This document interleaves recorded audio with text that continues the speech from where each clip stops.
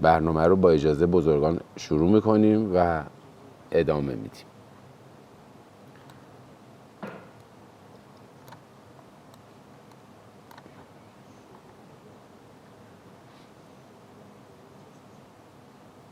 خب فهرست مطالبی که ما قراره در خصوص اون صحبت کنیم یه تعریف و تاریخچه‌ای در واقع.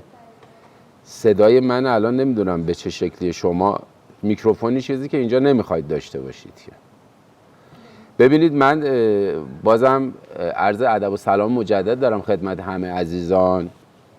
این برنامه با یه تأخیر شروع شد که عذرخواهی میکنم. عنوان برنامه اون پژوهش عکاسانه است و خب اون PDF یا در واقع اون پاورپوینتی که من آماده کرده بودم یه پاورپوینت خیلی پویا بود، ولی با توجه به این که حالا این سیستمی که الان داریم روش اجرا میکنیم اونو نمیتونست ببینه، به صورت PDF خدمتتون ارائه میشه. فهرست مطالبمون همونطور که میبینید با تعریف و تاریخچه پژوهش عکاسانه در جهان شروع میشه، بعد نمونه ها و شاخص های پژوهش عکاسانه در جهان رو باش در موردش صحبت میکنیم، تاریخچه اون پژوهش عکاسانه در ایران، و سپس وارد نمونه پژوهش عکاسانه خودم میشیم. کاری که انجام دادم حالا یکیشو من گفتم باز کنم براتون و بتونیم که انشالله صحبت شد. اگر که نگاه من به سمت شما نیست عذرخواهی میکنم، به جهتی که برنامه رو زنده هم داریم اجرا میکنیم چاره‌ای ندارم که به دوربین سیستم نگاه کنم. بازم عذرخواهی منو بپذیرید. همونطوری که میدونید در واقع عکاسی پژوهشی در واقع به یک رویکرد عکاسانه گفته میشه که هدف اصلیش جمع‌آوری و مستندسازی و تحلیل داده‌های بصریه و برای پاسخ به در واقع فرضیه‌ها یا پرسش‌هایی که وجود داره. این روش از پژوهش به وسیله عکس نه تنها خودش جنبه هنری یا خبری داره، بلکه میشه به عنوان یک ابزار علمی برای ثبت دقیق اطلاعات، بررسی تغییرات و یا نشان دادن پدیده ها هم به کار گرفته بشه. تمرکز بر مشاهده مستقیم عکس‌ها و ثبت جزئیات و روایت به وسیله در واقع عکس برداریه. خب خود به خود این نشون میده که رسالت عکاسی از همون روزی که دوربین عکاسی به شکلی در واقع اختراع شد و حالا همون در اوایل قرن 19 خب که خودتون بهتر از من مستحضرید که دوربین عکاسی ساخته شد و اولین عکس‌ها ثبت شد، ولی در اواسط و نهایتاً در اواخر قرن 19 بودش که ما با عکاسی مستند اجتماعی به یه شکلی میشه گفت روبرو شده. خب دوربین جاذبه های خودشو داشته دیگه از اول و ثبت تمام اون چیزهایی که امکانش میسر نبود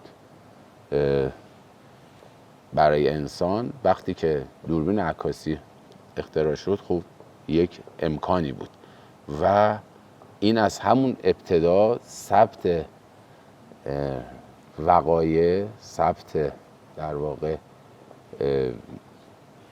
زندگی مردم به یه شکلی میشه گفت مورد توجه همه بود و از همون اواسط قرن 19 میشه گفتش که این آغاز شد و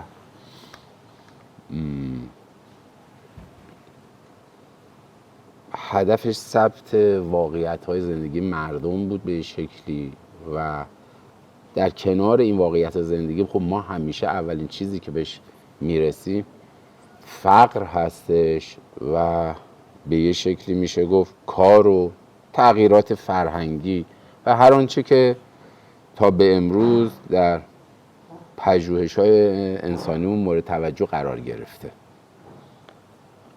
اولین عکاسانی که تو این حوزه کار کردن بیشتر پیشگامان یا کسایی بودن که تو حوزه عکاسی خبری بودن و به یه شکلی میشه گفتش که عکاسان خبری ثبت اون وقایع هم انجام میدادن. ما حالا اگه بخوایم به مهمترینشون اشاره بکنیم، شاید به جرئت بشه گفت جان تامسون که اصلیتا اسکاتلندی هم بوده، 1837 تا 1921 ایشون زندگی کرده و یکی از مهمترین کارهایی که ثبت شده آثار ایشون هست.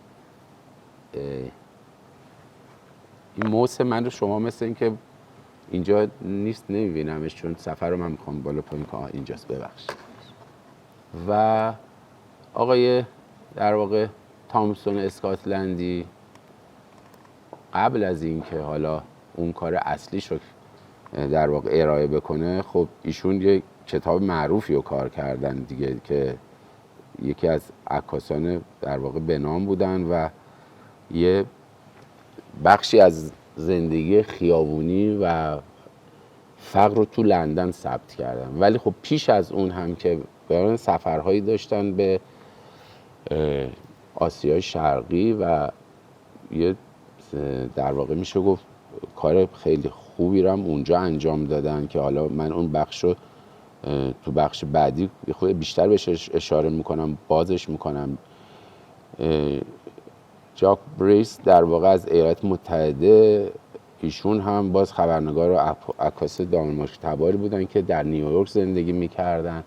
ایشون هم کارهای به قول معروف خوبی که انجام دادن، یکی اون مستندسازی خود فقرا در نیویورک بود که در اون زمان در هر حال با اون امکانات و اون شرایط کار بسیار بزرگی بود. ایشون هم 1849 تا 1900 در واقع 1914 زندگی کردن. یک کتاب خیلی معروف دارن، The Other Half Lives، که شرایط زندگی سخت مهاجران رو در محله‌های فقیرنشین نیویورک به تصویر کشیده.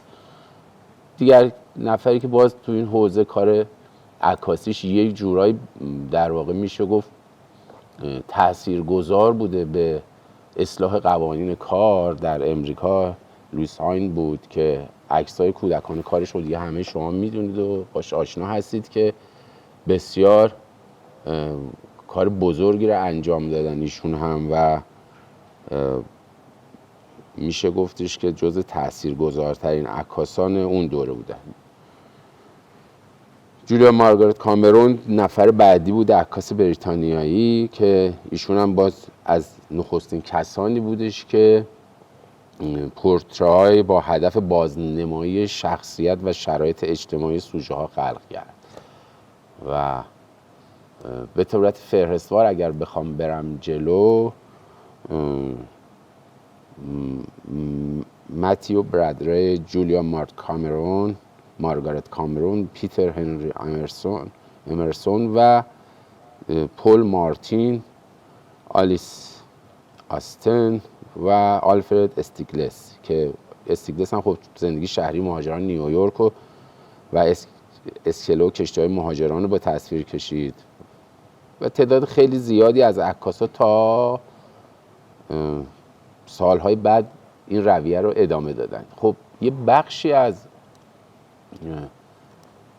پروژه های ملی و منطقه‌ای هم اینها هم موجب شد که اون دامنه این کار عکاسی پژوهشی خودشو بهتر نشون بده در خصوصا ایالات متحده امریکا.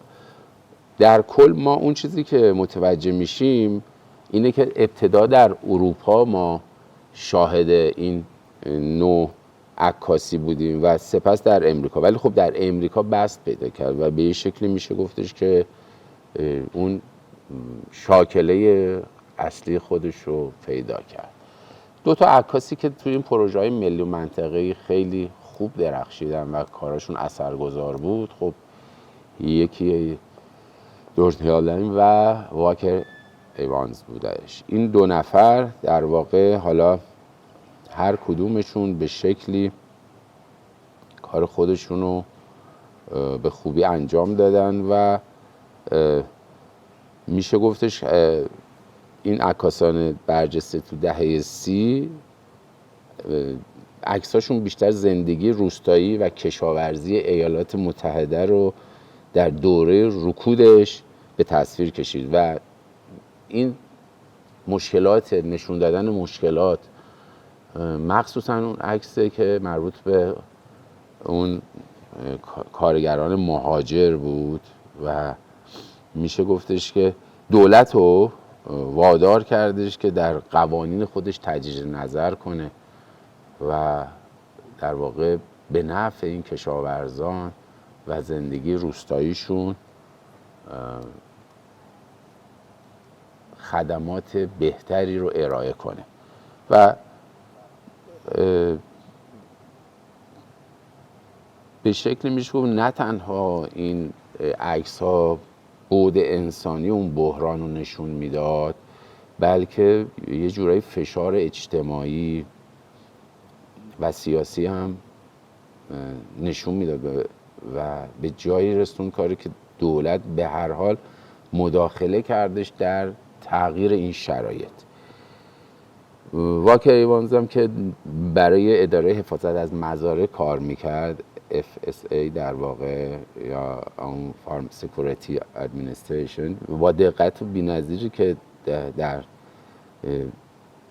زندگی این روستایی‌ها داشتهش، اون خونه هاشون، ابزار کارشون، لباس هاشون، چهره کشاورزان فقیر جنوب امریکا رو ثبت کرد و با همکاری در واقع نویسنده به نام جیمز ایجی در کتابی به نام Let Us Now Praise Famous Men تصویری ماندگار از زندگی 3 خانواده مستاجر کشاورز رو ارائه داد. خب میدونید که این تخصصی کار کردن روی این خانواده ها و بیشتر اون رویکردی هم که ایوانز داشت احساسی و بیشتر کمتر احساسی بود، میدونید بیشتر تحلیلی بود و باعث شدش که عکساش خیلی عکسای ماندگاری بشه و به بینندم یه جوره اجازه میداد که خودش قضاوت کنه در مورد کار.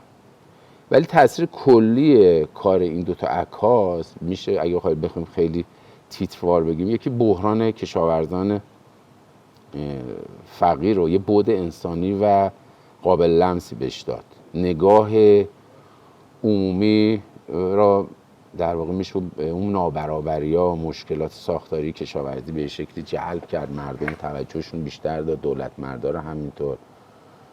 و جالبه که این آثار هم به عنوان اسناد تاریخ اجتماعی در شکلگیری اون برنامه‌های حمایتی و اصلاحاتی کشاورزی دولت امریکا مؤثر بود.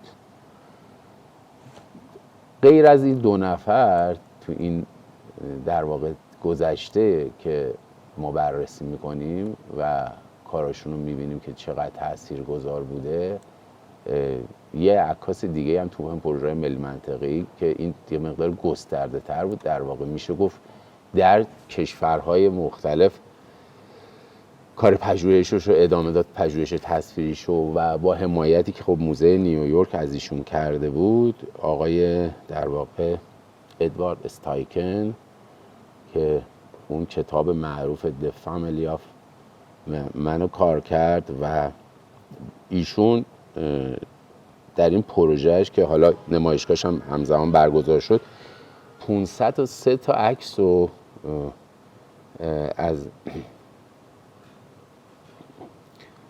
کشورهای مختلف، 68 کشور که استایکن اونها رو گردآوری کرده بود در واقع به نمایش گذاشت. البته هرچند که هدفش نشون دادن یا نمایش اشتراکات انسانی فراتر از مرزها و فرهنگ‌ها بود و در واقع از تولد و عشق و گرفت کار و تا شادی، جنگ، مرگ و امید، یعنی همه این چیزها رو توی این کتاب و توی این نمایشگاه شما به شکلی میدیدید که این خودش نشون میداد که این کار چقدر مهمه. و تأثیرات جهانیش به نظر من کار استایکن بیشتر تأثیرات جهانی که داشته شکل گسترش عکاسی به عنوان یک زبان جهانی بود. همونطور که تا همین امروز هم شما میبینید که این ادامه داره و نشون داد که عکس میتونه بدون وابستگی به زبان گفتاری یا نوشتاری پیام‌های عمیق انسانی رو منتقل کنه. خب این خیلی مهم بود، به عنوان یه زبان جهانی این امکان بود. دیگر اینکه ترویج ایده صلح و همبستگی، این مجموعه در بیش از 30 کشور به نمایش در اومد، مجموعه سایکن، و میلیون ها نفر اونو دیدن. در دوران تنش‌های ایدئولوژیک در واقع این پروژه خودش نمادی از امکان گفتگو و همدلی جهانی شد. باز از این مهمتر شاید بشه گفت تأثیری که این عکس‌ها و نمایشگاه بر عکاسی مستند و هنری داشت. یه جور میشه گفت عکاسان زیادی رو تشویق کرد که به سراغ سوژه‌های انسانی و روایت‌های تصویری فرافرهنگی برن، یعنی خیلی عمیق برن، بپردازن به اون سوژه هایی که شاید تا قبل از اون مورد توجه نبود و امکانش هم نبود. و باز میشه گفت این عکس ها و این کتاب یه جور بحث برانگیز هم بودش. برخی منتقدا گفتن که این پروژه خیلی بیش از حد ایدئالیستیه و مشکلات ساختاری و نابرابری ها رو یه جور نادیده میگیره. با این حال حتی همین منتقدان هم تاثیر فرهنگی این نمایشگاه و این عکس ها رو انکار نکردن. به بیان ساده میتونست این کتاب تونستش برای مدتی نگاه جهانی رو به سمت شباهت ها به جای تفاوت ها ببره. میدونی، یعنی بین فرهنگ های مختلف این 60 اندی کشور نشون بده که چه تفاوت هایی وجود داره، چه در واقع اختلاف هایی وجود داره.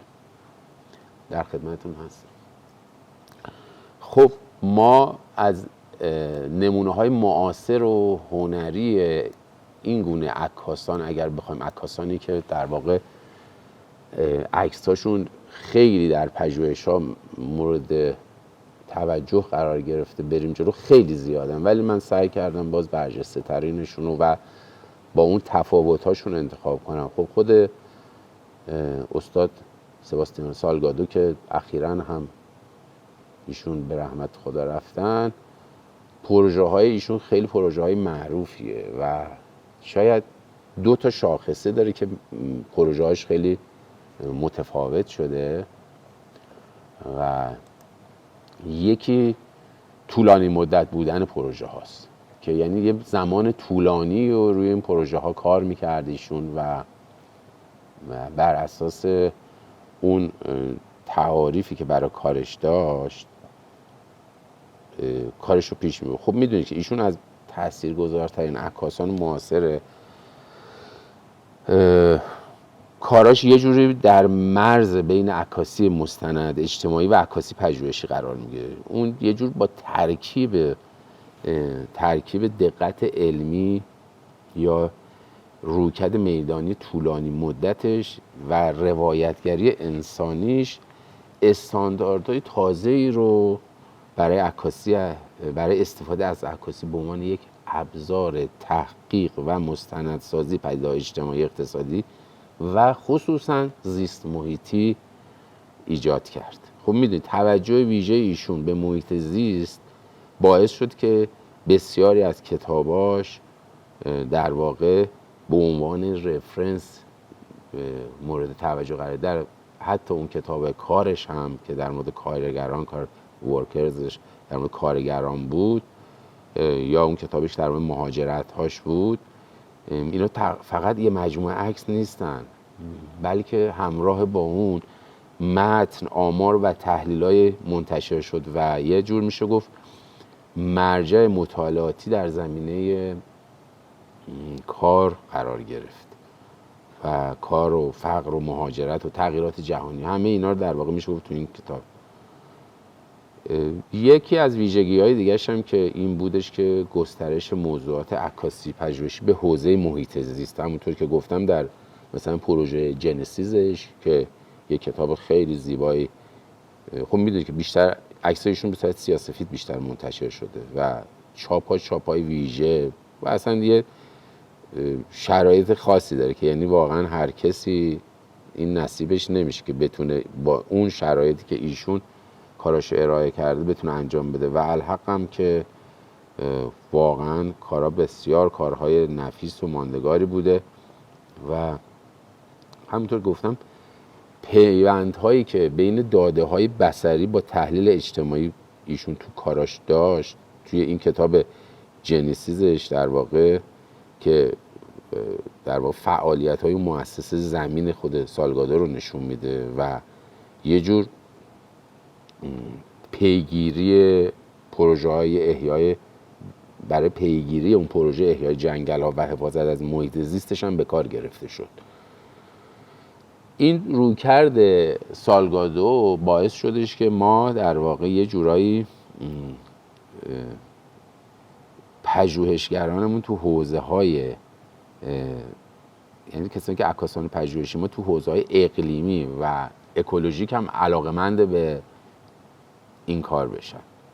خب از طرفی واقعیت هم اینه که ترکیب زیبایی شناسی و مستندسازی علمی هم تو این کارها هست. یعنی شما هر یه عکسی که می‌بینید ضمن اینکه اون اطلاعات خیلی در واقع جالبی نسبت به اون فضا به شما میده، خودش یه تابلوی نقاشی هم یه جورایی هست. یعنی اینقدر که از نظر زیبایی شناسی هم این کار قابل تأمله، واقعا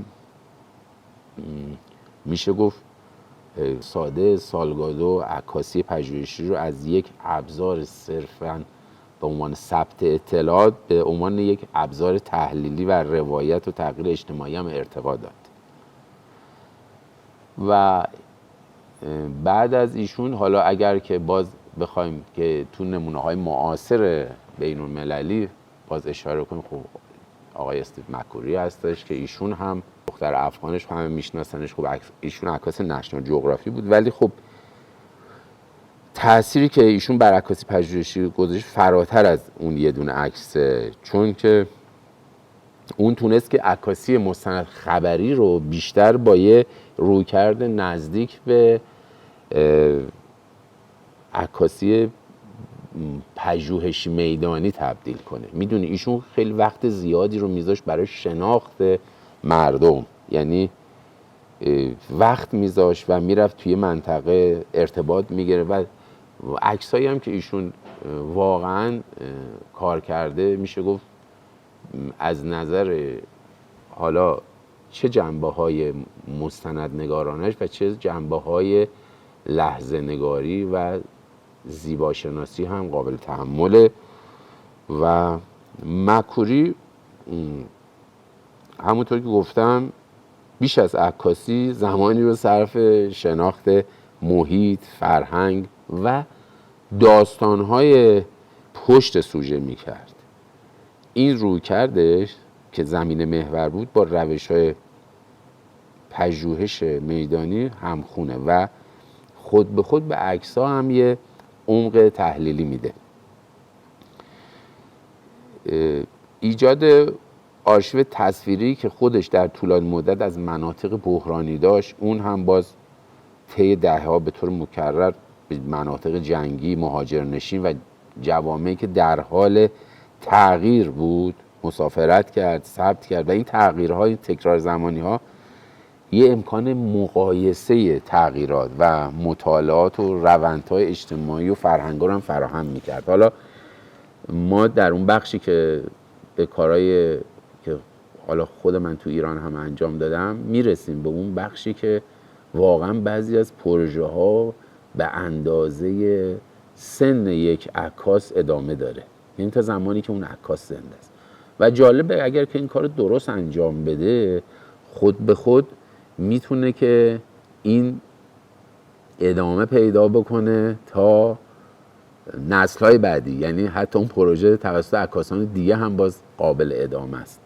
آقای مک‌کوری توی این قضیه واقعا جزء اون معیارهای قابل توجه بودن و قابل تقدیر کارشون. و میشه گفت به بیان ساده مکوری کمک کرد که عکاسی پژوهشی به جای یک ابزار صرفاً مستندساز به یه رسانه احساسی فرهنگی تاریخی تبدیل بشه. میدونید یعنی این پژوهشش برای همه قابل لمسه. این یه شاخصه عکاسیش بود. خب البته رنگی هم بیشتر عکاسی کرده، یعنی رو رنگ برعکس خیلی از عکاسا خیلی تاکید داشته و این یه خیلی چکیده خیلی خلاصه‌ای بود از اون روند عکاسی که از آغاز تا عصر معاصر در دنیا به شکلی پیش اومد و الان هم خب عکاسان زیادی در آژانس‌های مختلف و به صورت خصوصی انفرادی دارن در این حوزه عکاسی، حالا ما میگیم عکاسی مستند اجتماعی، ولی کن میدونید که در واقع پژوهش‌های عکاسانه یا تصویری عکس حرف اولو میزنه و تمام این یادداشت‌های تصویری این عکاسان که از ابتدا تا به امروز انجام شده به شکلی میشه گفت بستر کار پژوهش‌ها رو تصویری رو فراهم کرده. خیلی وقتا عکاسا به اقتضای نوع کارش مثل سالگادو که گفتم شاید مطلبی هم به کارشون اضافه میکنن، مطالبی هم به کارشون اضافه میکنن و به صورت یک کتاب ارائه میدن. بعضی موقع تصاویر با یک کپشن های خیلی سادهش با یه زیرنویس های خیلی محدود همراهه، ولی به هر حال این کار پژوهشی تا به امروز پیش اومده. خب دوست دارم که یه پیشینه‌ای هم از ایران داشته باشیم، یعنی در واقع بگیم که در ایران هم ما این کار اصلا چجوری بوده. خب ما همونجور که همه مستحضرن خیلی زود دوربین عکاسی وارد کشورمون شد به نسبت خیلی از کشورهای دیگه و اگر بخوایم در واقع از انصاف هم نگذشته باشیم میتونیم بگیم خود ناصرالدین شاه جزء اولین عکاسای ایرانی بوده. به جهتی خب دوربین عکاسی از طریق دربار و خانواده سلطنتی در واقع وارد ایران شد. ناصرالدین شاه در پی اون خب عبدالله قاجار به عنوان اولین عکاسی که خب رفت دوره‌های عکاسی رو در ایران و خارج از ایران دید و در راستای اون اهدافی که در واقع خودش و خانواده سلطنتی بعضا تو سفرها بود عکاسی کرد و میشه گفتش که نخستین عکاس دربار بود که علاوه بر پورترهای رسمی مناظر و بناها هم ثبت کرد. و خب حالا من به جهتی خودم هم مدتی در کاخ گلستان شاغل بودم و در آلبوم خونه بالاخره آلبوم‌ها رو از نزدیک دیدم. از همون حدود 30 سال پیشم که من وارد دنیای عکاسی 36 سال پیش شدم، عکسای عبدالله برام خیلی جالب بود تو این آلبوم‌ها، چون یک رویکرد گزارشگونه داشت. میدونید تو سفرها خیلی وقتا همراهی میکرده در واقع ناصرالدین شاه و ایشون با عکاسان دیگه البته، ولی گزارش اون سفر یه جور میشه گفتش یه گزارشی که الان به عنوان یک کار پژوهشی کاملا این کاری که انجام داده، هرچند اون اوایل شاید اصلا به این فکر نمی‌کردن که اینا یه کار مثلا پژوهشی دارن انجام، ثبتی رو انجام میدادن، ولی خود به خود میبینیم که چه نقش مهمی رو بازی کردن در واقع توسعه حالا این روند عکاسانه و پژوهشی. و خب در کنار عکسایی که میگرفتن ثبت وقایع هم بوده، یعنی یه بخشم از اون شرایط زندگی مردم، جزئیاتی از زندگی اجتماعی و محیط شهری اون زمان هم در واقع ثبت میکردن. ولی خب خود من شخصا فکر میکنم آنتوان سورونی در واقع ایشون عکسایی که گرفته خیلی جایگاه در واقع میشه گفت خاصی رو پیدا کرد در اون تیپ عکاسی یا پژوهش عکاسانه‌ای که در تاریخچه عکاسی ایران ما میتونیم جستجو کنیم. خب ایشون عکسایی که از لباس‌ها، مشاغل، بازارها، عشایر، بناهای تاریخی، محلات تهران و حتی شهرهای دیگه گرفته امروز به عنوان این منابع مهمی برای پژوهش‌های تاریخ فرهنگی داره استفاده میشه. بعد باز خود علی خان والی هم که میشه گفت ایشون هم خدمت بسیار زیادی رو به عکاسی ایران انجام دادن و به صورت میدانی تو سفرهایی که انجام میداد، خب ایشون چون خودش در واقع والی خیلی از ولایت‌های ایران بوده در اون زمان و اونجا رو به صورت خیلی دقیق ثبت کرده، مکان، مناظر، بناهاشو همه رو، و عکساش امروز برای پژوهش‌های جغرافیای معماری خیلی در واقع مورد توجه هستش. جالبه که بگم آقا رضای عکاس‌پژوهی جزء نخستین عکاسای رسمی دربار ناصری هم بوده. ایشون هم باز علاوه بر عکسای تشریفاتیش که گرفته از بناها و وقایع مهم هم کار مستندنگاری رو به انجام رسونده. خب این رویه عکاسی تا یه جایی در خدمت دربار بود و بعد بین خود مردم هم به شکلی دوربین عکاسی وارد شد و تا به امروز که ادامه داشته. ولی ما در خصوص در واقع عکاسی پژوهشی در ایران، اگر بخوایم عکاسایی که این روزها یعنی طی این شاید 50 سال گذشته کار کردن نام ببریم، تعداد خیلی زیادی هستن که من یکی دو سه تاشون اشاره میکنم فقط به جهتی که جزء تاثیرگذارها بودن. سعی کردم هم از آقایون باشه هم از خانم‌ها.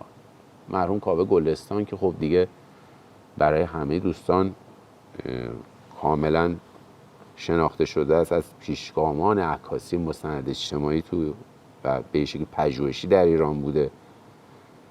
یه توجه خیلی ویژه به مسائل اجتماعی داشت آقای گلستان. اون عکس‌های معروفش در مورد زنان قلعه که یه برای همتون مشخصه، اون جسارتی که ایشون داشته برای ورود به این کار. جالبه که یه جایی مطلبی میخوندم که ظاهراً این مستندساز، فکر کنم اشتباه نکنم آقای قویدل، یه فیلمی مستندی رو میخواسته بسازه که کاوه به عنوان عکاس این مستند بوده از همون محله قلعه و این شروع عکاسی از این محله بوده و اون عکسایی که الان اون محله دیگه نیست ولی عکس‌ها هست و یه واقعیت زمانی و حالا عکسای خیلی زیادی هم ایشون در حوزه در واقع مسائل بحران‌های اجتماعی، زندگی روزمره مردم، جنگ، چه تو ایران و چه خارج از ایران داشته و حتی زندگی عشایر، مسائل مهاجرت و همه اینا یه مستنداتی بسیار ارزشمنده که برای پژوهش‌های جامعه شناسی و انسان شناسی قابل استفاده است. خانم زندی هم که باز همه دوستان میشناسن ایشون هم یه سهم بسیار مهمی و در ثبت هم رویدادهای گذشته، این چند سال گذشته، حالا غیر از این که ایشون پورتره‌های اشخاص در واقع صاحب نام هم تو ایران عکاسی کردن، ولی خب شما اگر که کتاب‌های یعنی اون کتابی که در مورد ترکمن‌ها کار کرده ببینید که پیش از انقلاب و بعد از انقلاب تمام این کارهایی که انجام داده تو ثبت و ضبط اون تحولات اجتماعی کشور خودمون در حوزه مردم شناسی، نقش زنان و تغییرات اجتماعیشون که بیش از پیش توجه قرار گرفت توسط ایشون. من فکر میکنم کار ایشون هم یه باز زمینه برای مطالعات بین رشته‌ای رو فراهم کرد و تحقیقات عکاسی پژوهشی که یه جورایی میشه در جامعه ایرانی اونو گسترش داد. غیر از این دو نفر جا داشت که حتما از جناب استاد نصرالله کسراییان یاد کنم که ایشون هم به شکلی با آثاری که ازشون به جا مونده هم یک راهی رو باز کردن برای عکاسان، یک در واقع دریچه‌ای رو گشودن برای عکاسان از نظر ذهنی و هم برای انتشارات، یعنی تحولی در انتشارات آثار در ایران. خب کتاب‌های بیشماری و ایشون در حوزه مستند و پژوهشی داشتن. خیلی وقتا قبل از اینکه این کتاباشون چاپ بشه عکس‌های خیلی انتقادی به مهاجرت‌های داخلی داشتن، به موضوعات شهری داشتن که اونا تو یکی از کتاباشون باز به چاپ رسیده.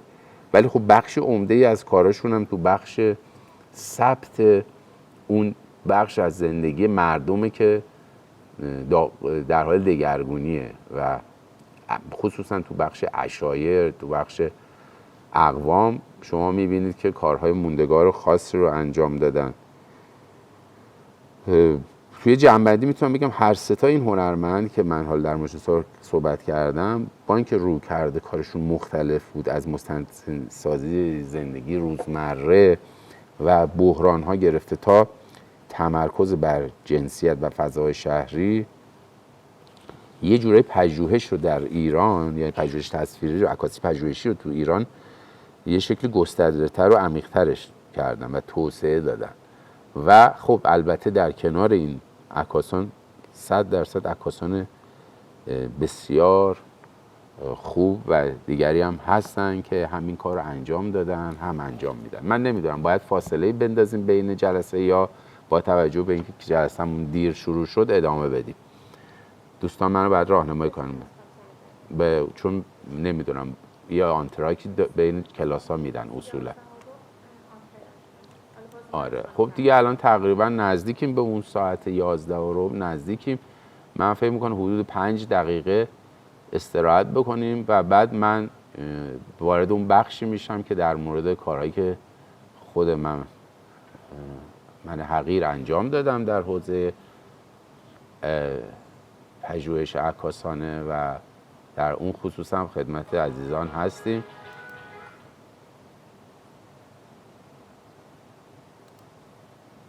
خب من هم دوربین و هم میکروفون رو بستم. میبخشید من اصولا اهل ارائه نبودم تو زندگی، یعنی همیشه عکاسی کردم، برای همینم یه خورده ممکنه که بالاخره سخت باشه برام ارائه. میبخشید در حد خودم خواهش میکنم. رو صدای منو میشنون. یه فاصله بین در واقع این کلاسمون داشتیم برای اینکه هم اگر لازمه تجدید قوا بکنید، یه استراحت بکنید، یه تکونی به خودتون بدید از جاتون برای اینکه بالاخره از اون حالتی یه نواختی کلاس در بیاد. جایگاه کار در بستر پژوهش عکاسانه در بین در واقع عکاسان معاصر خصوصا تو ایران هم به عنوان یه سنت عکاسی، حالا بگیم مردم شناسانه و جغرافیایی ادامه داشته. شاید در عصر ما، در عصر حاضر، در واقع سالهای اخیر شاخص‌ترین عکاسی که ما به یادمون بیاد، حالا بعد از جناب یا همزمان با جناب کسراییان نامش بر سر زبانهای ما باشه، جناب استاد مرحوم نیکول فریدنی باشن که ایشون تو حوزه ایران شناسی کارهای خوبی رو انجام دادن، خصوصا تو طبیعت. هرچند سنشون از جناب کسراییان بیشتر بوده و قبل از ایشون شروع کردن، ولی خب تعداد آثاری که از جناب کسراییان چاپ شده بیشتره. این نگاه مردم شناسانه در آثار تمام این عکاسانی که در این حوزه ایران شناسی یه جور یا جغرافیای ایران کار کردن کاملا مشهوده و زمانی هم که خود من کار عکاسی رو، یعنی از هول و هوش سال 1368 حدود 36 سال پیش که من وارد دنیای عکاسی شدم شروع کردم، این وجه برای من خیلی قابل تأمل بود. خب کتاب سرزمین ما ایران جناب کسراییان چاپ شده بود اون سالها و من هم که خودم در میراث فرهنگی مشغول به کار بودم، طبیعتاً هم رویکرد نگاه عکاسانم به این موضوع خیلی بیشتر بود و جذابتر بود برام که این کار شروع کنم و من هم یه جورایی میشه گفتش که یه کار پژوهشی رو شروع کردم. یه شانسی هم البته داشتم که در دانشکده یا مرکز آموزش عالی سازمان میراث فرهنگی وقتی الان وزارتخونه شده ما تحصیل میکردیم، دوره اول ما بودیم، اونجا یک رشته هم بود به نام رشته مردم شناسی که پایه‌گذار این رشته جا داره ازش یاد کنم آقای دکتر محمد میرشکرایی بزرگ و در واقع میشه یه جورایی پدر مردم شناسی معاصر ایران. و من این شانس رو داشتم که در واقع یک تابستان بین ترم بتونم همراهی ایشون رو داشته باشم در یک سفر یک ماهه که اون عنوان پروژه‌ای که جناب دکتر میرشکرایی اون موقع دنبال میکردن آب بود. ما حول دریاچه ارومیه که اون موقع کاملا هم برقرار بود برخلاف این روزها عکاسی می‌کردیم و من از همونجا یه جورایی میشه گفت با عکاسی مردم شناسی و عکاسی از مردم آشنا شدم و بیشتر به عنوان یک کار پژوهشی تو ذهن من جا افتاد و خب به عنوان عکاسی که اون سالها در کنار حالا تحصیل در رشته مرمت آثار تاریخی عکاسی هم شروع کرده بودم، بیشتر جنبه‌های عکاسانه میشه گفت اون سفرها برام مهم بود، ولی خود به خود یه آموزش‌های مردم شناسانه‌ای هم برای من داشت انجام میشد. یعنی در دل اون سفر من اینکه چجوری باید با مردم ارتباط بگیریم، چجوری باید با مردم برخورد بکنیم و چجوری بتونیم راحت‌تر از افراد دیگه هم ارتباط بگیریم هم بتونیم ثبت درستی داشته باشیم. فقط یه شانسی یا بدشانسی حالا من داشتم که من خودشون با قطع بزرگ و متوسط عکاسی می‌کردم، یعنی تقریبا از همون سالهای اوایل عکاسی جذب دوربین‌های قطع متوسط و بزرگ شدم یه مقدار کار من سخت‌تر بود و همیشه عکاسای مستند اجتماعی دوستانی که با من همراه بودن میگفتن خب تو چطوری با این دوربینا میخوای کار کنی؟ گفتم خب من سعیم اینه که به کیفیت بهتری به عکسام برسم و این خود به خود باعث میشدش که کار ما یه مقداری هم سخت‌تر بشه هم ولی جذابتر برامون باشه. کار در بستر همین پژوهش عکاسانه که خدمت شما میگم پیش رفت و یه چیزی رو متوجه شدم که تمرکز بر حالا ثبت این مواردی که خدمت شما گفتم در حوزه عکاسی ایران شناسی یه بازه زمانیش هم برام مهم باشه. حالا من از 3 جنبه بازه زمانی برام مهمه. یکی این که ببینید تو عکاسی شما با افراد یا مکان‌هایی برخورد میکنید که اینها دگرگون میشن، تغییر میکنن. مثلا حالا این عکس‌ها خیلی کوچیکه، تو اون عکس اول که این پیرمردی پای درخت گردو می‌بینید نشسته، این پیرمردی که در منطقه بیرجند نابینا بود و سبدباف بود. حالا من البته عکس از زاویه نزدیکم دارم، تو این عکس حالا شما خیلی نمی‌بینید، من بیشتر می‌خواستم فضای کار اینو نشون بدم که پای این درخت گردو تو فضای باز. خب این آدم اون سال‌ها که من عکاسی کردم که حدود 25 سال پیش باشه بوده و الان نیست. این بحث زمانی که خدمت شما میخوام بگم یعنی از بعد زمانی اون چیزی که به عنوان زمان برای مطرح توی این عکس.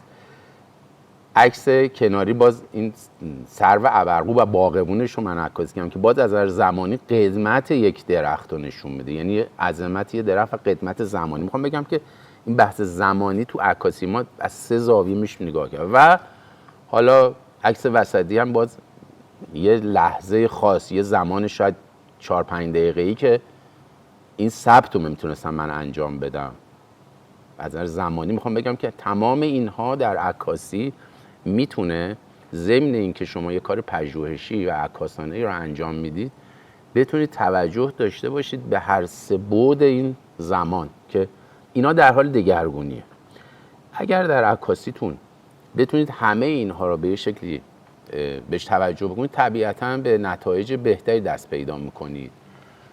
تو بخش ارائه کارها، خب کارهای من بیشتر به صورت پروژه‌ای بوده و نهایتاً این شانس رو داشتم که حالا نمیگم همه ولی بسیارش به خروجی و یک کتابی رسیده و یک کتابی از اون چاپ شده. توی استفاده از این عکس‌ها توی کتاب‌ها و در واقع اون گزارش‌ها یا اون پژوهش‌هایی که ارائه میشه در کنارش، ترکیب عکس با متنای کوتاه برای روایت بصری شاید کفایت بکنه. یعنی خیلی هم نیازی نیستش که متنای طول و درازی داشته باشه. هرچند که من تمامی کتابام سعی کردم از نویسندگان بنام و حاذق در واقع به شکلی بهره بگیرم، چون من کارم عکاسی بوده و شاید خیلی از پژوهش‌هایی که قبل از عکاسی انجام دادم با مطالعه آثار همین بزرگان بوده و در کنار کارم بهش توجه کردم. برای که کاری شروع بکنم خب باید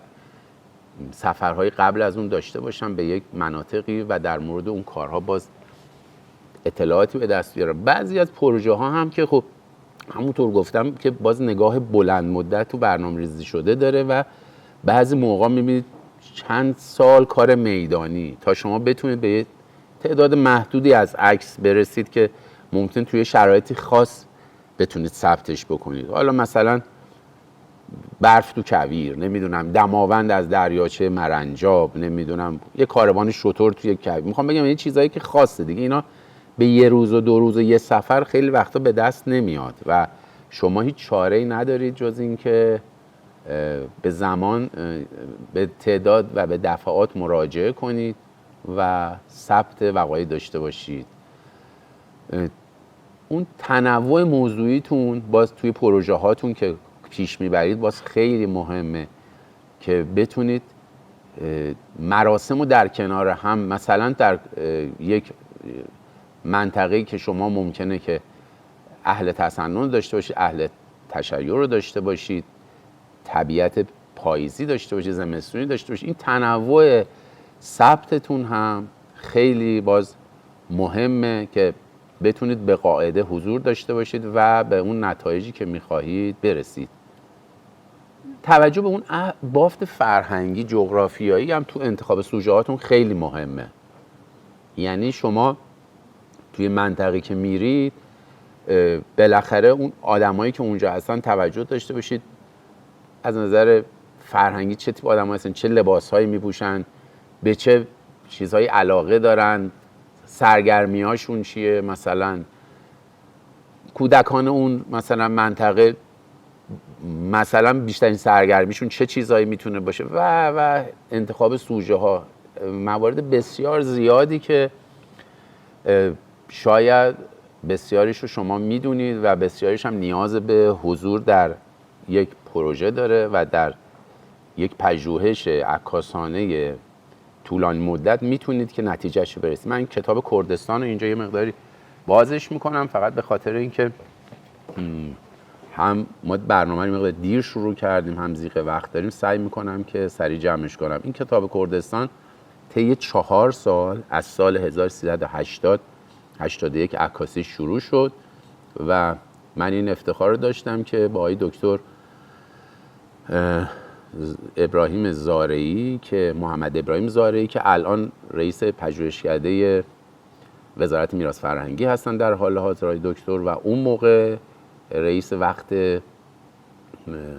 اداره میراث فرهنگی استان کردستان بودن. ما با هم این پروژه رو کلید زدیم. من از راهنمایی‌های ایشون استفاده کردم و مطالعاتی که داشتم تمام آیین‌ها، مراسم و هر آنچه که در مورد اطلاعاتی که مربوط به مناظر طبیعی، فضای شهری، روستایی و فرهنگی کردستان بود و ما پیاده کردیم طی 4 سال، شاید بیش از، اگر که اشتباه نکردم البته همه ثبت شده، خاطرات من نوشته شده و منظومه. مشخصاً هول و هوش فکر میکنم 15 سفر تا 20 سفر طی 4 سال من به استان داشتم و حتی برای مراسم هایی بوده که برای یه مراسم ما یک بار سفر کردیم فقط برای انجام این مراسم. بر رسیدن به حالا زوایای مناسب بر اساس اون فهرست نویسی که کرده بودیم، پژوهشی که داشتیم و عکسای ما مکمل اون پژوهش شد و این کتاب در قالب یک سه جلد کتاب تا الان چاپ شده. یک جلد رحلی داشته به 2 زبان، انگلیسی فارسی و کردی، و 2 جلدم کتاب خشتی که انتشارات فرهنگ هنر و گویا چاپ کرده. تمام این سفرها بخش عمدهش به نظر من، یعنی عکسایی که من گرفتم، اینم مربوط به دوره آنالوگ، خدمتتون بگم دوره آنالوگ عکاسی شده، تمام اون موقع دیجیتال نبوده. تمام این کارهایی که انجام شد در اون دوره بخش عمدهش برمیگشتش به اون نیتی که من تو ذهنم داشتم که در دراز مدت به این قضیه نگاه میکردم. من میدیدم که تحولات اجتماعی در کردستان چقدر سریعه. از طرفی میدیدم که کردهای ما چقدر مورد در زمان خودشون مورد کم توجهی بودن، نمیگم بی توجهی، کم توجهی. ولی خب الان که حدود 20 و خورده سال از اون روزها گذشته، من میبینم چقدر تحولات زیاد بوده و بسیاری از عکسایی که من گرفتم تو کتاب ثبت شده دیگه شاید اصلا سوژه‌اش دیگه وجود خارجی نداره. برای همین من میخوام بگم در دراز مدت پژوهش‌های عکاسانه لازمه و یعنی همین الان هم اگه کردستان رو دوباره یک کسی بره از نوع عکاسی بکنه و ثبت بکنه، مطمئناً باز میبینید که تفاوت‌های آتیش باز میتونه تحت شعاع همین امروزش هم قرار بگیره. برای همین من فکر می‌کنم پژوهش‌های عکاسانه یه چیزیه که تا زمانی که دوربین عکاسی و عکاس و زندگی ادامه داره ادامه خواهد داشت و خیلی وقتا شما باید برای رسیدن به یه مراسم یه برنامه‌ریزی بسیار دقیقی داشته باشید. مثلا همین عروسی که ما می‌خواستیم عکاسی بکنیم، ما چقدر هماهنگ کرده بودیم که برسیم به این سوژه. همون روز که رسیدیم سخت‌ترین بارندگی و ابر آسمون و یعنی فکر کنید با آنالوگ بخواید داخلی هم عکاسی بکنید روی سپایه از یه عروس و دومات و دیگه حالا بماند مسائل بعدش. اون یکی عکسی که باز می‌بینید مربوط به عید مبعثه که خب جشن‌های خیلی خاصی رو در خود سنندج میگیرن، دراویشی که بالاخره اهل تسنن هم هستن، مراسم خیلی خاصی دارن. برای هر کدوم از اینا باز یه سفر. ولی میخوام بگم شناسایی این مراسم و رسیدن به خود سوژه ها خیلی مهمه. از نظر زمانبندی باز فصل‌های مختلف. شما فکر کنید شما خیلی الان باورتون نمیشه تو 20 سال گذشته که من کردستان شاید 4-5 بار رفتم، دیگه این دشت شقایق رو من تو کردستان نتونستم ببینم. یعنی میخوام بگم بعضی موقع تو طبیعت هم اتفاقایی میفته که یه چیزای دیگه قابل ثبت نیست. حالا اون برف سنگینی که برای مراسم پیل شالیار ما رفتیم مثلا راهها بسته شد، ما یه هفته زودتر رفتیم تو مکان مستقر شدیم، 2 روز به مراسم راهها بسته شد. تمام عکاسایی که اومده بودن پیام پس پیغام که ما پشت گردنه موندیم، گردنه الماس. خب میدونید هورامان تخت که میره یه منطقه است دیگه، راه بسته شده بود. و از طرفی ثبت چند لایه‌ای. ببینید توی اینجور عکاسی ها، یعنی در واقع عکاسی های حالا جغرافیایی یا ایران شناسانه، شما هیچ چاره‌ای ندارید که بتونید که رویکردهای مختلف و مورد توجه قرار بدید. حالا معماری هست، طبیعت هست، زندگی هست، مردم هست، مراسم هست. مثلا اون عکسی که می‌بینید برف داره میاد، 4:30 صبح یه مراسمی دارن، همون عروسی پیر شاه علایار که تو زمستون بهمن ما برگزار میشه. 4 صبح بچه‌ها همون حالت قاشق زنی که ما داریم که تو چهارشنبه سوری میرن در خونه‌ها در میزنن و بیدار میکنن و اصلا ما باید 4:30 صبح بعد زودتر از اینا ما میرفتیم تو کوچه‌ها، برف هم میومد و چاری هم نشه با فلاش هم. حالا فکر کنم با دوربین مدیوم فرمت با فلاش اینا برید تو کوچه بخوای عکس چیزام بگیری. ولی منظور میخوام بگم همه اینا جاذبه های کار ما هست و چیزهایی که باید مد نظر داشته باشید در پروژه های در واقع میشه گفت پژوهش‌های عکاسانه‌تون و نورهای متفاوت، زوایای متفاوت، هر آنچه که میتونه در یک گزارش تصویریتون برای آیندگان از اقلیم و لحظات خاص به ثبت برسون. حتی بعضی موقع‌ها تاکید به روایت بصری به جای متن محوری. یعنی شما یک لحظه ارتباط چهره به چهره خانواده این میتونه کاملا تمام اون متن‌ها رو پوشش بده، نیاز دیگه به هیچ متن نداشته. یعنی یه عکس اگر در لحظه خودش ثبت بشه خیلی وقتا میتونه.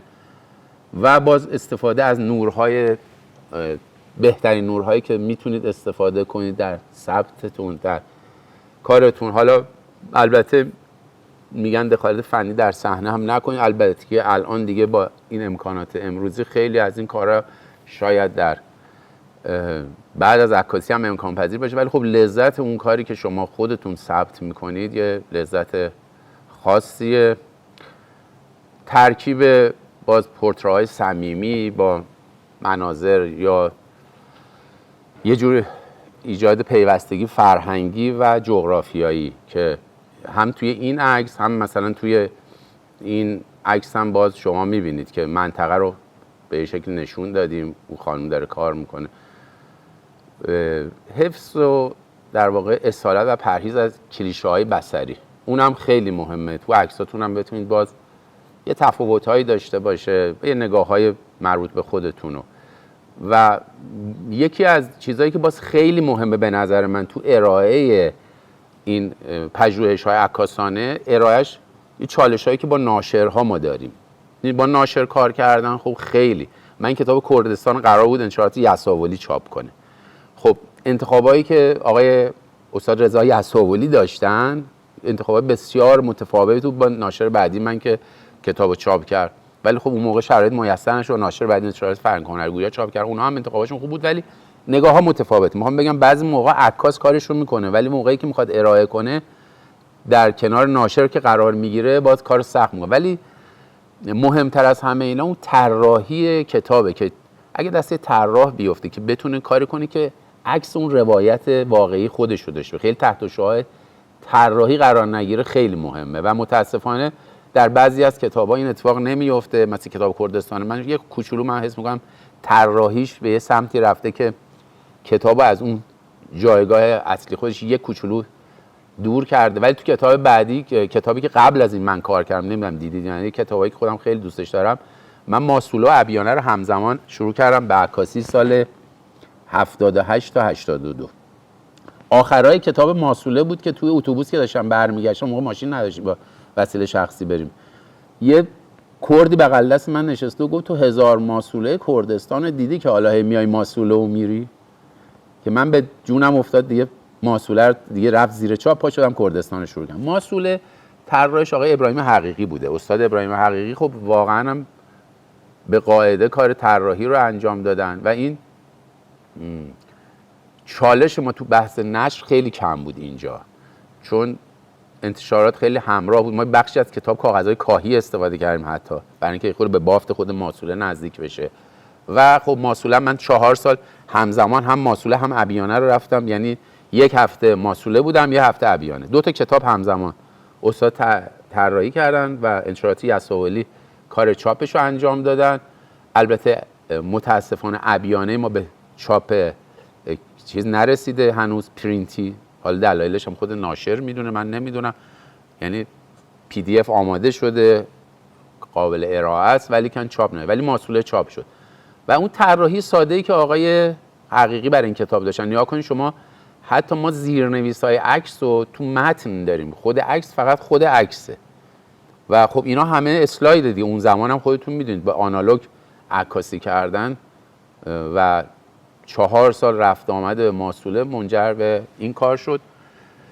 چون به من اعلام کرده بودن که وقتم هم تمومه دیگه خیلی مصدقتون نمیشم. این نمونه ای از آثار من هستش حالا که در قالب پژوهش‌های عکاسانه به چاپ رسیده و منابع و مآخذی هم که در واقع این کارا رو ارائه کردم خدمتتون هست. اگر که سوالی دارید من در خدمتتون هستم. حالا من نمیدونم شنوندگان و کسانی که از راه دور هم ما رو دنبال میکنن میتونن سوال داشته باشن یا وقتشو دارن یا ندارن، اینو نمیدونم. به هر حال من خوشحال شدم که این فرصت برام فراهم شد که خدمت همه عزیزان باشم، یه اندک گفتگویی با هم داشته باشیم و اگر اطلاعاتی داشتم در اختیارتون